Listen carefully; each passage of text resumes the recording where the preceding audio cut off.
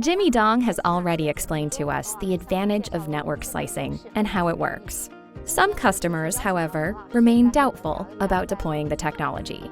So today, we're going to address some of the most common concerns. Welcome back, Jimmy. Hi, everyone. It's good to be here. To begin, let's consider resource wastage. If bandwidth-based hard isolation is used in a slice, any free bandwidth in that slice can't be used by other services. Will this reduce resource utilization overall, effectively wasting resources? Although hard isolation means that resources allocated to a slice can't be completely shared by all services on the network, it does guarantee service performance in that slice. This is beyond the capability of traditional IP networks with statistical multiplexing. And traditional IP networks usually need to run with a light load anyway to provide acceptable service performance, so resource utilization isn't high in the first place. Network slicing, on the other hand, might improve resource utilization based on the traffic characteristics of different services by isolating service resources. The complexity involved in deploying network slicing is another big concern for many. What kind of network supports network slicing? And what preparations need to be made on existing networks? To deploy network slicing, appropriate technologies need to be selected at the slice infrastructure, instance, and management layers. Carriers can select FlexE, channelized sub-interfaces, or Flex Channel in the forwarding plane, based on their network capabilities and upgrade plans. Technologies in the data plane and control plane can evolve step by step.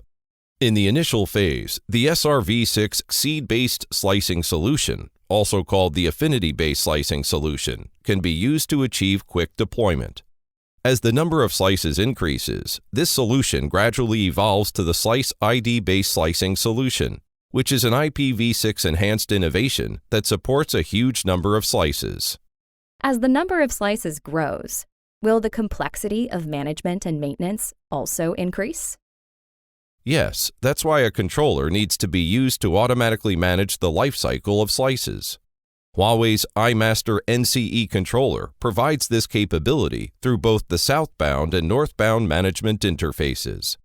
A deployed network slice may need to be scaled out or scaled in during actual use. Does this affect existing services? Before slicing deployment or scaling adjustment, the impact on existing services always needs to be evaluated using the slice controller, or alternatively, through manual planning. Of course, we need to select a deployment mode that minimizes the impact on existing services, or ideally, doesn't affect service performance at all. What about sudden slicing requirements? For example, a conference that requires a short-term dedicated private network experience.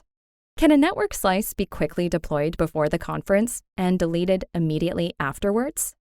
Yes, this is handled by the Network Slice Controller. It quickly plans and creates a slice based on service needs, monitors and adjusts the slice's status in real time, and finally deletes it when it's no longer required, releasing related resources. Jimmy, you've been promoting network slicing over the past few years. Are there any notable cases that have impressed you? Network slicing was first deployed by carriers in China.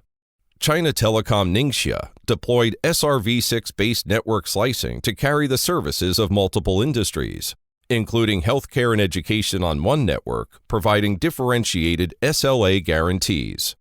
Elsewhere, China Mobile Hong Kong used SR-based network slicing to realize converged transport of both fixed and mobile services.